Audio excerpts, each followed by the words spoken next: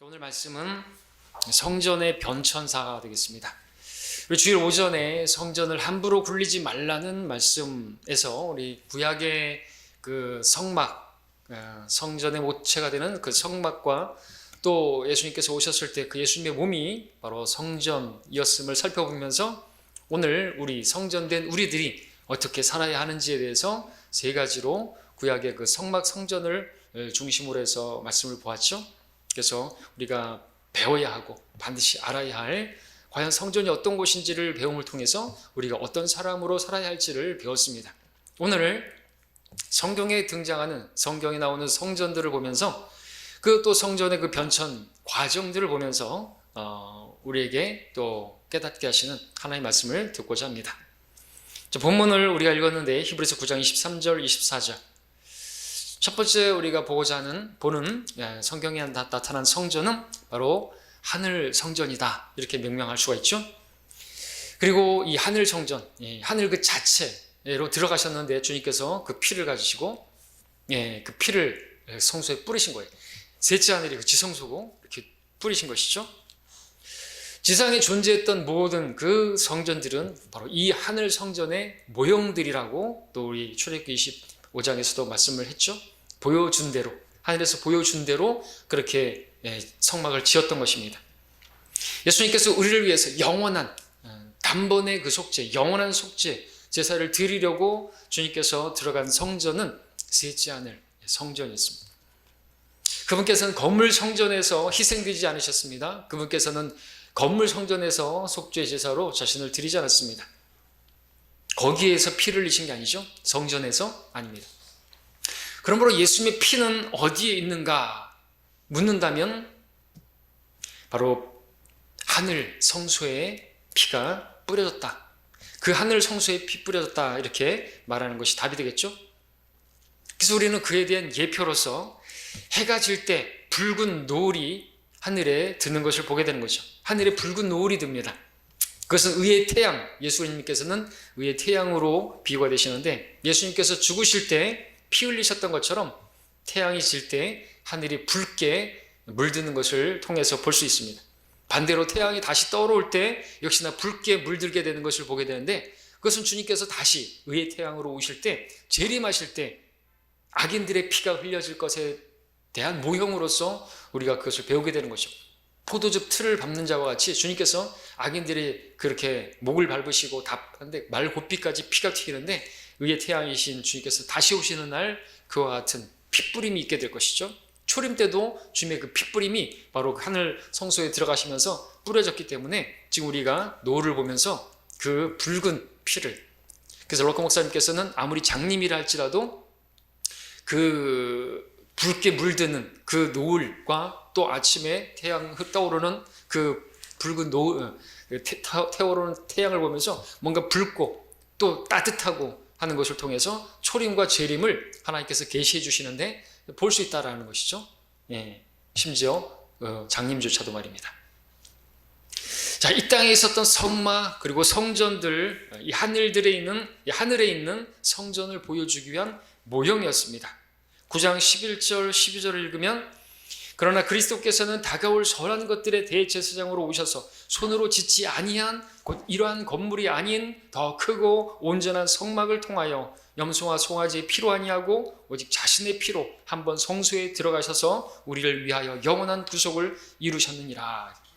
이 하늘 성소가 있는 것입니다. 그 하늘에서 보여주신 그것을 이 땅에서 모형으로 만든 것이 바로 성막이고 성전이었던 것이죠. 거기에는 마당이 있고 성소가 있고 지성소가 있고 했던 것이죠. 하늘도 첫째 하늘, 둘째 하늘, 셋째 하늘이 있는 것입니다. 그리고 셋째 하늘과 둘째 하늘 사이는 완전히 막혀 있죠. 마치 성전에 휘장이 막혀 있는 것처럼 누구도 들어갈 수 없는데 바로 대제사장만 들어갈 수 있는데 바로 주님께서 그 대제사장으로서 그 피를 가지고 들어가셨던 것입니다. 자, 주님은 이 땅의 건물에 계시지 않았습니다. 그 건물이 존재했던 것은 하나님께서 자신의 처소로 삼고 계신 하늘 성전이 있음을 보여주기 위함이었죠.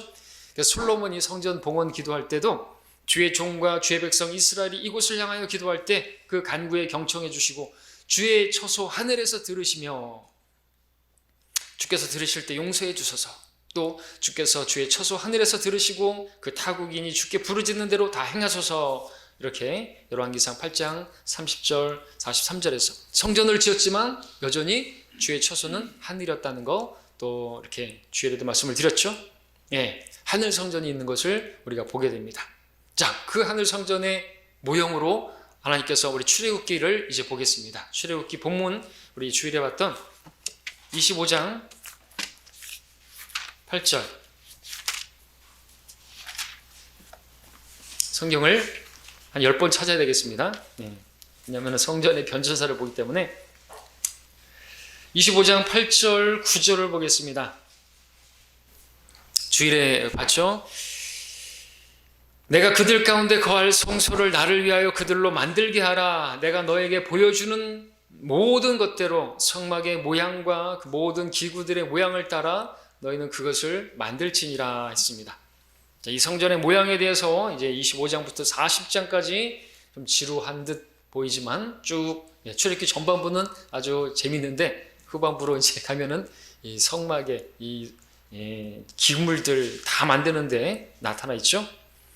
자, 출애굽한 이스라엘 백성들 하나님께서 보여주신 모양대로 만들게 된 것이 바로 이제 광야의 성막이었습니다. 모세가 하나님의 말씀을 받아서 이스라엘 백성들을 위해서 준비했기 때문에 모세의 성막이라고 그렇게 부르기도 합니다. 이 성막의 특징이라고 한다면 이스라엘 백성들이 그들은 이제 그 광야에서 계속 이동을 해야 됐습니다. 그래서 그 성막도 이동하도록 그렇게 모든 기구들이 다 이렇게 이동할 수 있도록 만들어진 것이죠. 그래서 그 성막 자체가 이동식이었습니다. 좀 이동식 주택이 있는 것처럼 이동식 성막이었다고 그렇게 말할 수가 있겠죠.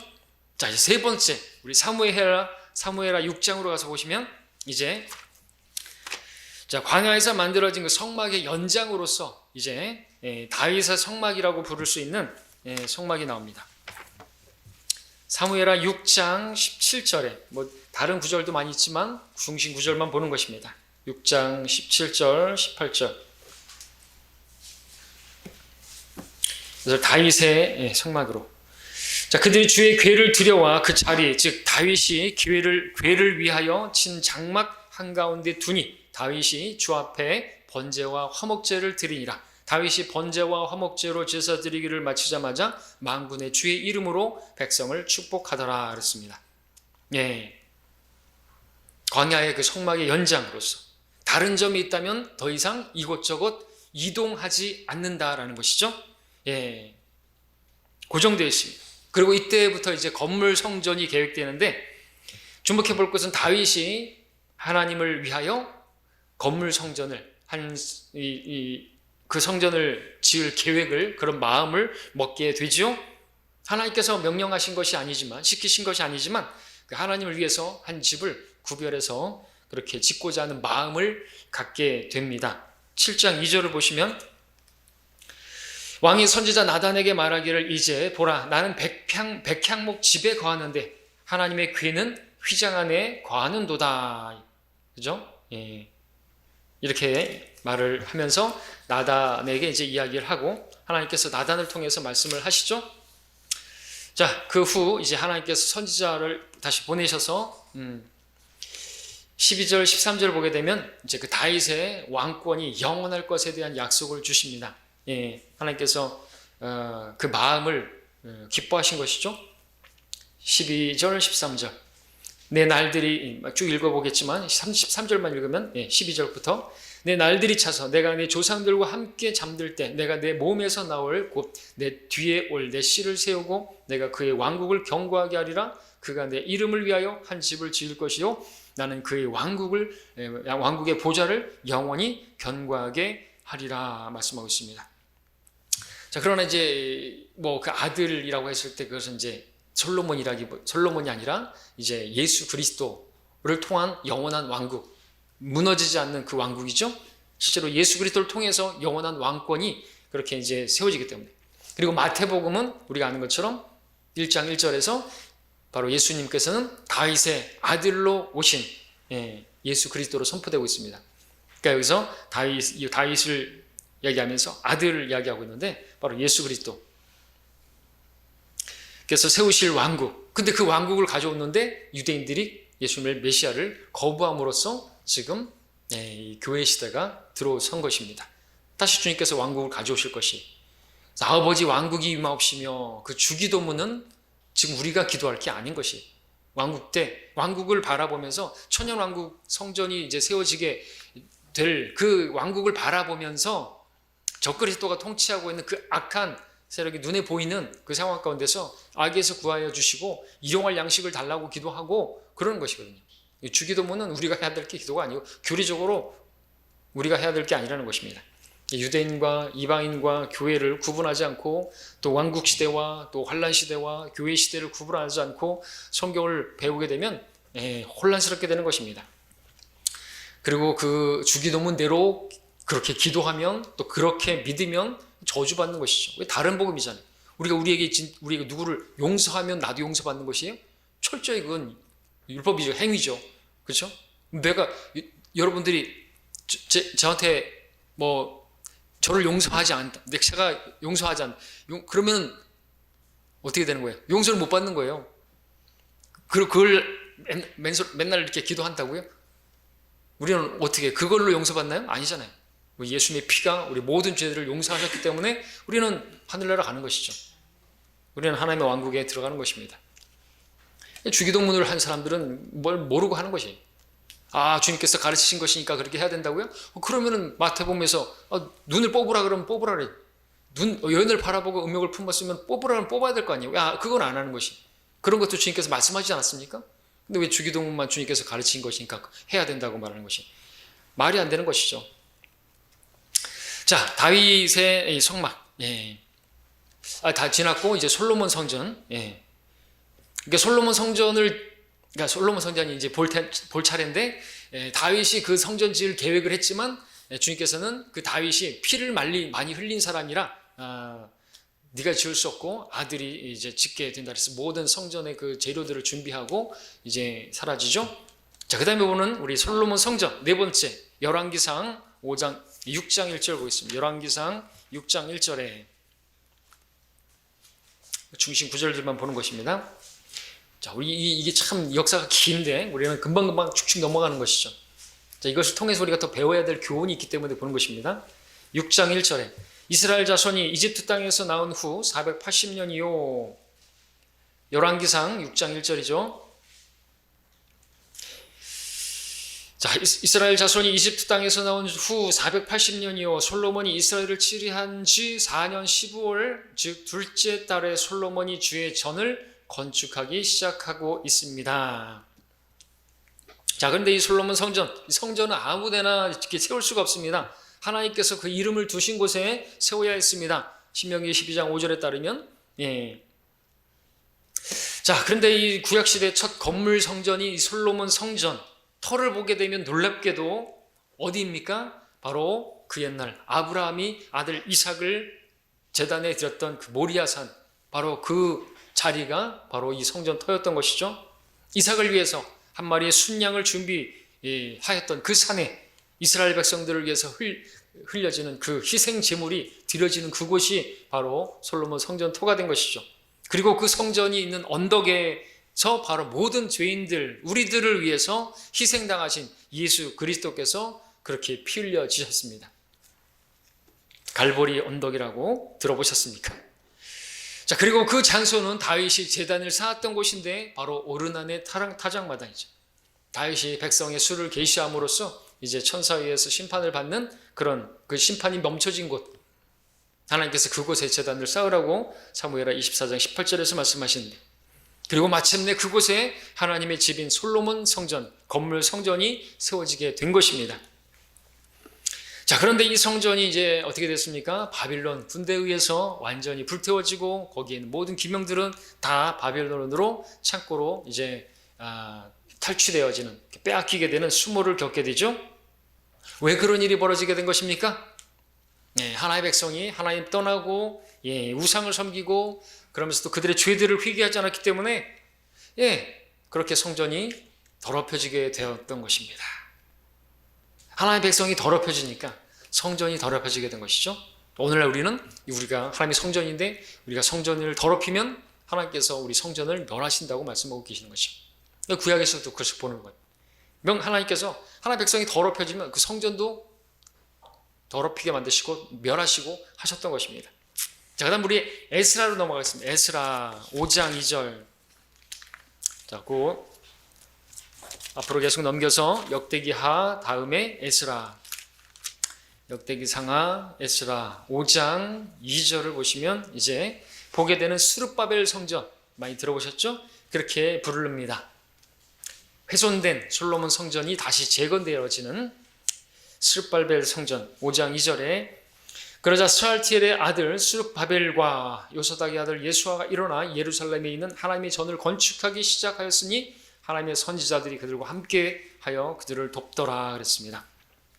자, 바빌론 포로로 끌려갔던 사람들 중에서 그 성전을 그리워하던 사람들을 통해서 무너진 성전이 재건되게 되었습니다. 기적이죠? 예.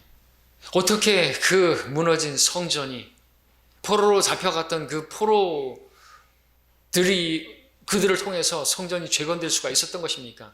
이건 기적이라고 밖에 말할 수 없고 다시 말해서 그것은 전적으로 하나님의 은혜가 아니고서는 말할 수가 없는 것이죠. 그래서 스가랴서 4장 7절에서 여러분 많이 들어봤던 말씀이죠. 오 큰 산아 내가 누구냐 너는 스룹바벨 앞에서 평지가 되리라. 그가 큰 소리와 함께 머릿돌을 내어 놓으리니 부르짖기를 은혜가 그것에 있을지어다 라고 하더라 그랬습니다. 하나님의 은혜가 큰 산 성전을 짓는데 계속해서 막히고 그랬는데 스룹바벨 앞에서 평지가 되라 이죠. 그래서 스룹바벨 성전이 세워지는데 그것은 한마디로 말해서 은혜라 은혜라고 말하고 있는 거죠. 하나님의 은혜가 아니면 세워질 수 없는 것이죠. 자, 우리가 성전이 됐습니까? 우리가 더러운 불순종하는 자녀들 안에 역사하는 더러운 영의 소굴이었던 우리가 성전이 됐습니까? 그건 뭡니까? 전적으로 뭐예요? 은혜죠. 그렇습니다. 성전이 재건된 건 은혜인 것이죠. 우리가 성전된 건 전적으로 은혜인 것입니다. 자, 그 다음에 근데 이 스룹바벨 성전도 세워지게 되었는데 하나님께서는 죄를 지었을지라도 돌이키고 그 성전을 사모하고 그러면은 하나님께서 기회를 주시죠. 마치 스룹바벨 성전이 재건되었듯이 의인은 7번 넘어져도 다시 일으켜집니다. 자, 그런데 이 스룹바벨 성전도 바로 오늘날 존재하지 못하게 되었습니다. 이 성전은 후에 또 무너지게 되는데 역사적으로 이제 알렉산더 이후에 4나라로 나눠지고 그 가운데 시리아의 안티오쿠스 에피파네스에 의해서 더럽혀지게 되고 성전으로서 그 기능을 못하게 되었는데 이유는 뭐냐? 역시나 이스라엘의 죄 때문인 것입니다. 예, 하나님의 백성이 더럽혀지면 하나님께서 성전을 멸하십니다. 다시 6번째 헤롯 성전 마태복음 21장으로 갑니다. 21장 12절.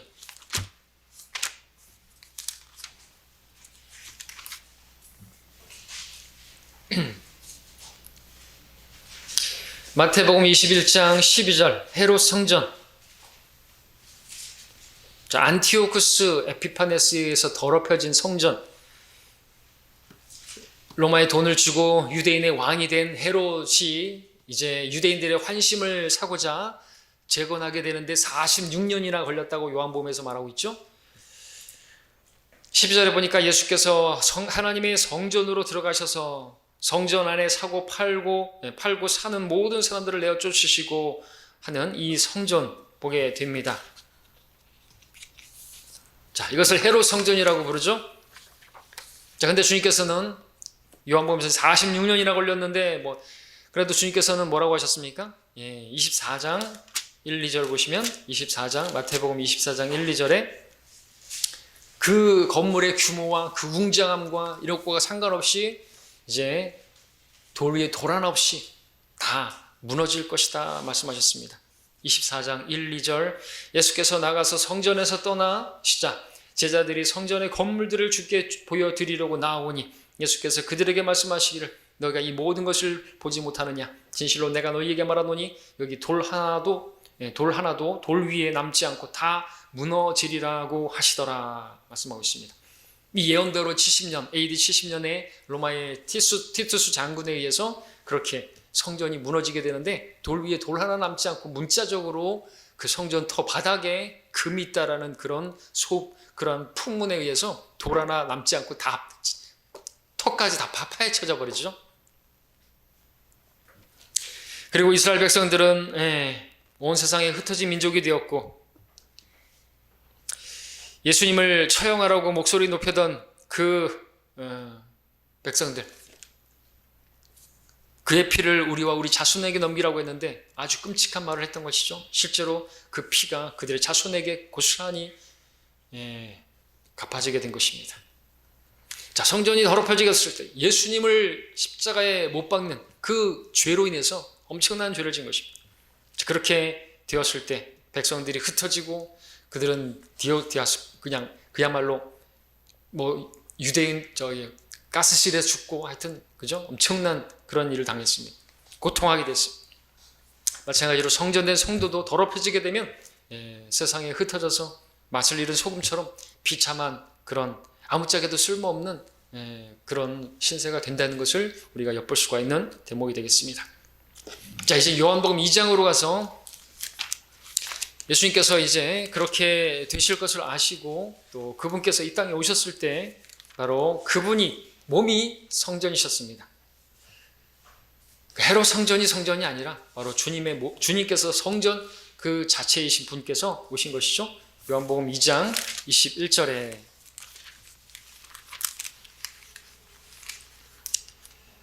그래서 그 성전을 헐라 내가 3일 만에 지을 것이다 말씀하셨는데 바로 주님께서 이제 또 우리가 바로 성전될 그것도 이제 계시한 것입니다.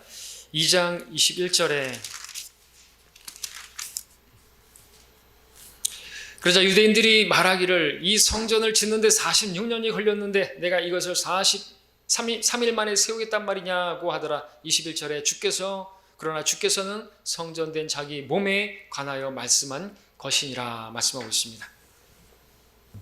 자, 오랫동안 성전에는 하나님께서 함께 하신다. 그 백성과 함께 하신다는 그 의미가 있었는데 예수님의 이름은 임마누엘로 오셨습니다.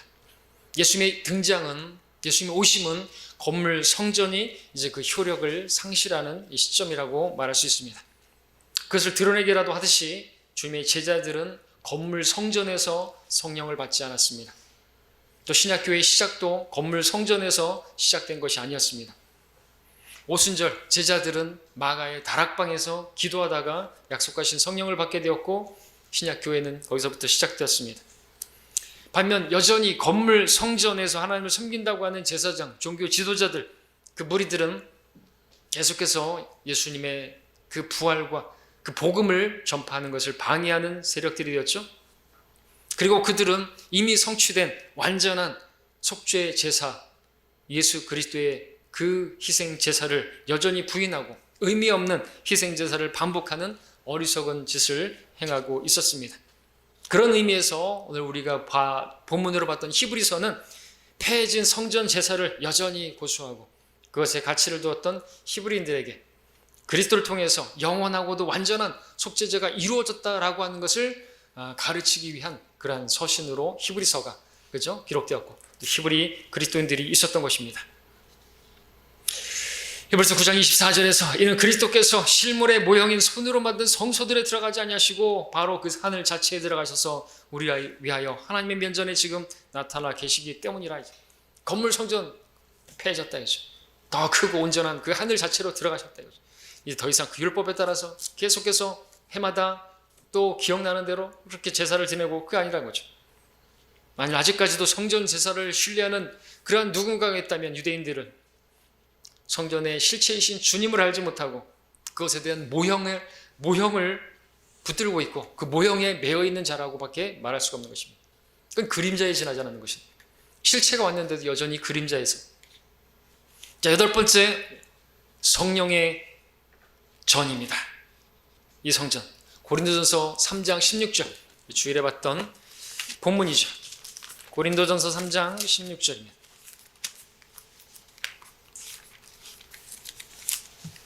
자, 이제 거의 다 와갑니다. 3장 16절 참 중요한 구절이 많이 있죠. 3장 16절 너희가 하나님의 성전인 것과 하나님의 영께서 너희 안에 거하시는 것을 알지 못하느냐. 알지 못하면 안 되기 때문에 이렇게 강한 어조로 말하는 것이죠. 알아야만 하는 말씀이기 때문에 알지 못하느냐? 이것도 못 알아? 그러면 안 된다 이것이죠. 우리가 바로 성전인 것입니다. 신약교회 출현 성령과 함께 시작되었습니다. 주님의 함께 하심은 더 이상 어떤 건물이 아닙니다. 주님의 이름으로 모인 교회에게 그 약속이 주어졌습니다. 우리가 알듯이 하나님 영께서 거하시는 그 사람이 바로 성전이 된 것이죠. 그리고 그 사람들이 모인 교회가 성전이 된 것입니다. 에베소 2장에 말씀이 있습니다.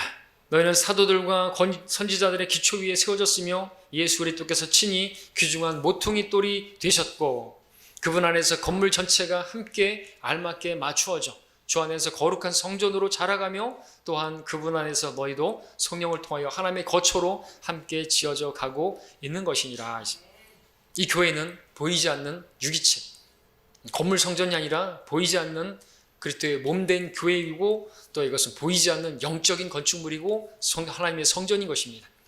거기에 우리들은 각각 산 돌들로서 그렇게 서로 성령의 하나됨을 성령을 통하여 그렇게 맞춰갈 때 우리 교회가 그렇게 지어져 가는 것이죠. 성전, 바로 교회입니다. 자, 구약의 많은 성전에서 보았듯이 오늘날 이 성도가 각각의 지체로서 또 성전을 이루는 각각의 산 돌들로서 그렇게 맞춰져 가야 하고 또 그렇게 거룩한 전으로 지어져 가야 되는데 그 성도가 그 개개인이 또 교회가 더럽혀지게 되면 무너지는 것이죠. 성도 개개인이 더럽혀지게 되면 성전을 멸하시는 것입니다. 성전을 함부로 굴리면, 다시 말해서 몸을 함부로 굴리면 하나님께서 멸하시는 것이죠. 그런 사람은 교회에서 쫓아내시는 것이죠. 교회에서 쫓겨났다면 그것은 하나님이 엄청난 징계를 받은 것입니다. 교회에서 출애당했다는 것은 그것은 이제 사탄에게 내어준 바 된 것이나 마찬가지인 것입니다. 교회는 더 이상 그를 형제로 생각지 않고 이교도나 세리로 여기라고 그랬습니다. 그를 위해서 기도하지 않은 것이 그것은 곧 사탄에게 내어준 바 된 것입니다. 왜 그런 징계가 있게 된 것입니까? 왜 그런 징계를 받게 된 것입니까? 왜 교회에서 쫓겨난 것입니까? 사실은 하나님께서 쫓아내신 것이죠. 왜냐하면 그가 스스로 성전을 더럽혔기 때문에 그렇습니다. 몸을 함부로 굴렸다는 말입니다. 죄를 지었다는 말입니다. 그 죄를 짓고도 자백하지 않았다는 말입니다. 고린도서 따르면 우리가 자신을 스스로 심판하면 하나님의 심판을 피할 수가 있다고, 자백하면 용서를 받는다고 말씀하고 있는데 그러지 않으면 하나님께서 계속 지켜보시다가 쫓아내시는 거죠. 성전을 더럽혔기 때문에 교회에서 그 거룩함, 누룩을 제거하듯이 그렇게 쫓아버리시는 것입니다. 하나님의 심판인 것이죠. 자, 그 다음에 우리 데살로니가 후서 2장 4절로 갑니다. 아홉 번째, 이것은 명명하기를 적그리스도의 성전이다 말할 수가 있겠습니다. 데살로니가 후서 2장 4절.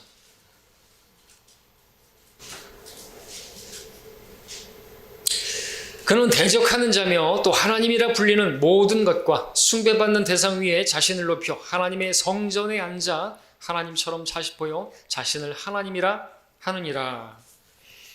현재 성전을 잃어버린 이스라엘 백성들, 성전을 재건하기를 열망하고 있습니다. 그런 그들의 열망이 이제 마지막 때에 가서 비로소 성전이 지어지게 될 것인데, 적그리스도는 바로 그 유대인들의 열망에 따라서 성전을 이제 지어줄 것입니다. 근데 그 성전에 서서 경배받는 모든 것 위에 자신을 높이고 자신이 하나님인 것처럼 스스로를 높이면서 하나님이라고 불린다고 말하고 있습니다. 주님께서도 말씀하셨죠. 마태복음 24장 15절에서 너희가 선지자 다니엘을 통하여 말씀하신 멸망에 가져간 것이 거룩한 것에 선 것을 보리니 있는 자는 깨달으라 그랬습니다. 그래서 이런 말씀들에 따르면 이제 주님께서 다시 재림하기 전에 성전이 재건되어야 되는 거죠. 이것을 제3성전이다 이렇게 말하기도 하지만 오늘 이렇게 본다면 적그리스도의 성전이다 라고 부를 수가 있는 것입니다. 이 성전이 세워질 준비는 다 된 것입니다. 그죠? 성전터에 대한 이 부분도 문제가 안 되는 것으로 우리가 앞전에 봤죠? 네. 그 터가 동문으로 본다면 바로 마주 보이는 그곳인데 모스크는 옆으로 있는 곳이. 그리고 이제 또 앞전에도 봤지만 전체가 이제 배교하기 때문에 그 모스크 사원을 갖다가 그냥 그렇게 해도 되고 다시 리모델링 해도 되고 문제가 없다는 것이죠. 배교로 인해서 종교 통합으로 인해서 한 하나님, 그 하나님이 성경의 하나님이 아니라 바로 이 마귀가 그 자리에 서게 될 것입니다. 자, 우리는 여기서 멸망에 가증한 것이 성전을 짓는다는 사실에 놀랍게 됩니다. 그 성전을 하나님과 연관시켜서 하나님의 성전이라고 하면서 말이죠. 때문에 우리는 이 마귀가 얼마나 경배받고 싶어 하는지를 알게 되고 마귀가 상당한 종교적이라는 걸 알 수 있습니다. 예수님께도 도전했죠. 나에게 경배하라. 그리고 얼마나 또 하나님으로 가장하는 모방자인지를 알 수 있습니다.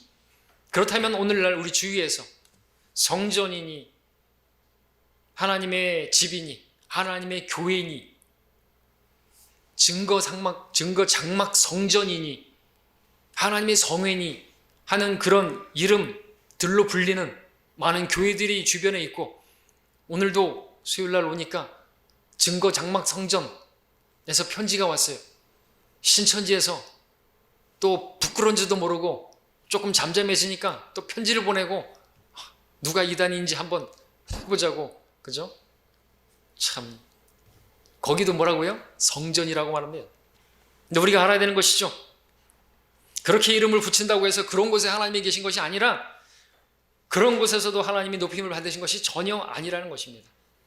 하나님의 교회, 장길자 교회, 오늘 많은 교회라는 곳들이 넘치지만 그것들이 참되게 하나님께서 계신 곳도 아니고 경배받는 그런 곳도 못 되는 것임을 알아야 하는 것이죠. 미혹의 영이 그들 가운데 임하게 되면 그들이 어떻게 불리든지 간에 하나님의 종이든 목사든 무슨 감독이든 이긴 자든 불리든 아무것도 아닌 것입니다. 그들은 정복한 자의 종, 마귀의 종일 뿐인 것이죠.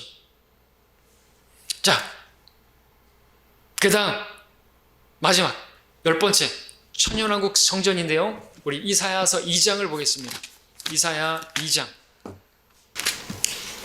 1, 2, 3절 빨리 읽겠습니다.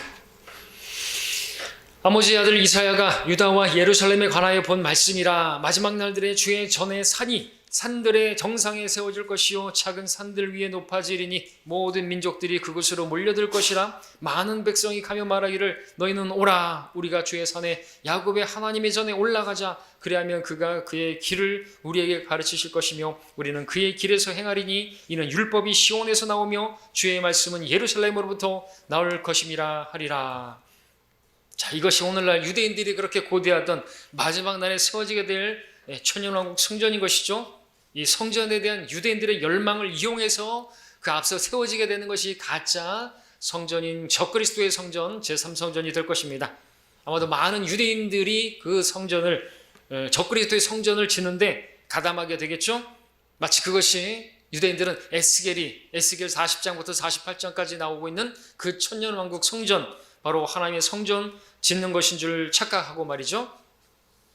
그러나 에스겔은 그 성전을 바로 앞으로 있을 왕국, 진짜 왕이신 그분이 거하실 왕국으로 이렇게 짓는 것인데 말이죠. 자, 근데 그 천년왕국 성전이 세워질 때는 스가랴서 14장 10절이나 이사야 40장 3절 5절 보게 되면 지리적인 변형이 있는 것이죠. 굽은 곳이 곧게 되고 울퉁불퉁한 곳이 펴지게 되고 높은 곳으로 낮아지게 되고 쫙 평지가 되는 것입니다. 그래서 많이 얘기하면 많아겠지만 하여튼 이제 그때는 진짜 평화가 임하기 때문에 골짜기도 없고 산도 없는 거예요. 섬도 없어지는 것으로 보입니다. 계시록에 보니까. 그래서 바다가 육지라면, 그래서 바다가 없으니까 땅이 많아지니까 땅 투기꾼들도 많아질 수 있겠지만 그런 거 없어요. 예. 그러니까 우리가 통치할 땅이 없을까 봐 걱정하지 마십시오. 지금은 바다가 많지만 바다가 육지가 되고 그러면은 섬도 없어질 것이니까 땅 많단 말이죠. 지금 우리 땅 한 평도 없지만, 그죠? 교회 짓는데. 근데 그때는 많아질 것입니다. 여러분들이 그 땅을 다스리고 통치하게 될 것이에요. 10골, 5골, 고을이 아니라 성읍으로 바뀌었죠. 성읍, 10성읍, 5성읍. 자, 그 천년왕국 성전은 주님의 구원하심을 기념하는 그러한 제사가 드려지는 성전이 될 것입니다. 자, 이제 계시록 21장으로 가서 보겠습니다. 진짜 마지막입니다. 계시록 21장 22절. 자, 성전이 없습니다. 그냥 하나님, 우리 어린 양, 그분이 성전이라고 말씀하고 있습니다. 21장 22절에 내가 보니 성 안에는 성전이 없더라. 이는 전능하신 주 하나님과 그 어린 양이 그곳의 성전임이라 했습니다. 마지막 성전은 그래서 새 예루살렘 성전이다. 이렇게 명명할 수가 있겠죠? 예, 마지막 성전으로 구원받은 백성들이 걷게 될 하나님의 집입니다. 거기는 성전이 없다고 말하고 있습니다. 그냥 하나님, 그리고 그 어린 양이신 예수님께서 바로 그 성전이시니까 더 이상 성전이 없고, 근데 성전인 그분이 계신 것이죠. 그리고 그 집이 바로 그 성전이죠. 주님이 계시니까 따로 집이 필요한 거 없어요. 그 새 예루살렘, 우리는 거기서 걷게 될 것입니다. 자, 우리는 이상으로 성전의 역사를 살펴봤습니다. 이게 성전의 역사고 성전의 변천사입니다. 보시면서 무엇을 깨닫게 되셨습니까? 무엇을 보셨습니까? 몇 가지로 말씀을 드리자면, 지금 건물은 성전이 아니라는 것이죠. 어떠한 건물도 성전은 없습니다. 그렇게 생각하는 신앙이 있다면 잘못된 신앙이죠. 무슨 성전 건축이니, 성전 건축 헌금이니, 성전 건축 부지니 하는 말들은 다 잘못된 비성경적인 것입니다. 그런 성전이라고 하면서 성도들의 주머니를 터는 그런 사람들은 싹군인 것이죠. 지금 성전은 바로 여러분들이 성전이고 교회가 성전인데 건물이 아니라는 것입니다.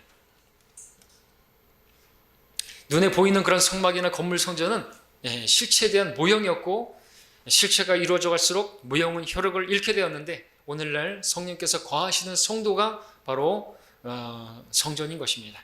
우리가 세워야 할 건축은 바로 성도들이죠. 그래서 여러분들이 성도들을 세워주는 거 있죠. 또 설교자가 말씀으로 성도를 세워주는 거 있죠. 그게 곧 성전 건축인 것이, 그리고 서로 세워주는 것이 건축인 것입니다.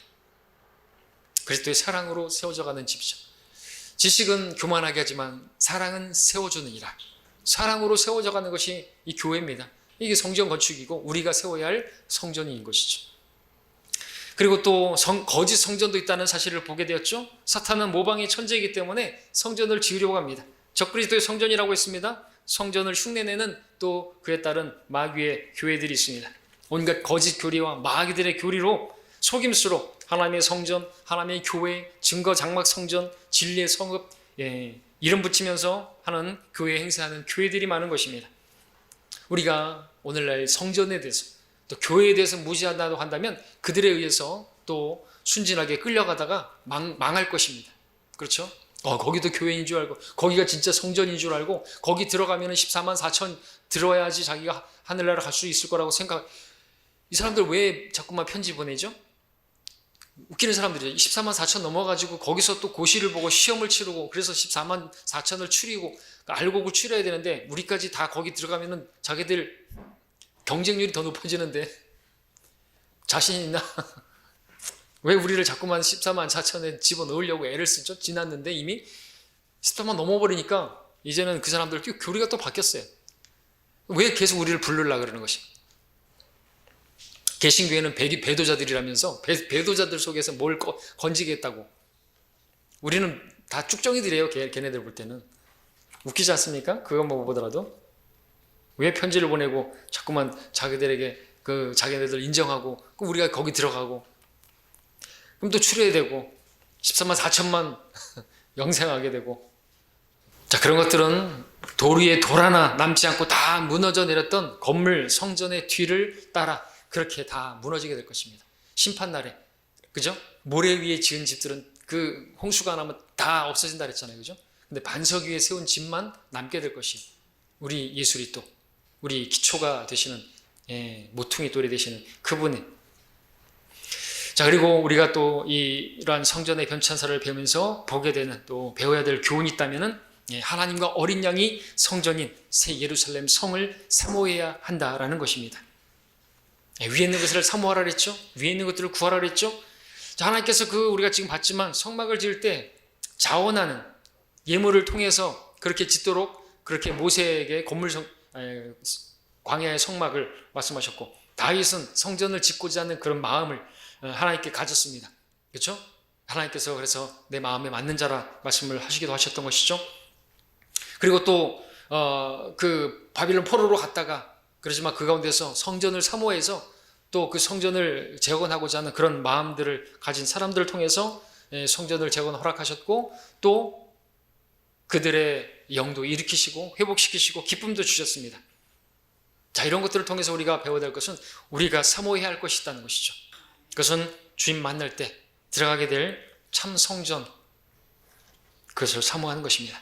하나님이 친히 성전인 그 성전 안에서 우리가 주님과 함께 걷게 될 그날을 사모해야 한다는 것이죠. 그곳을 사모해야 한다는 것이죠. 우리가 그 성전을 사모하게 될 때, 그 성전을 정말 진정으로 사모하게 될 때 그 성전과 비교할 수 없는, 비교도 안 되는 이 더럽고 추한 이 세상을 따라가지 않을 것이고 마음이 빼앗기지도 않을 것입니다. 끝으로 계시록 21장 27절을 읽고 마칩니다. 21장 27절 한 목소리로 읽겠습니다. 시작.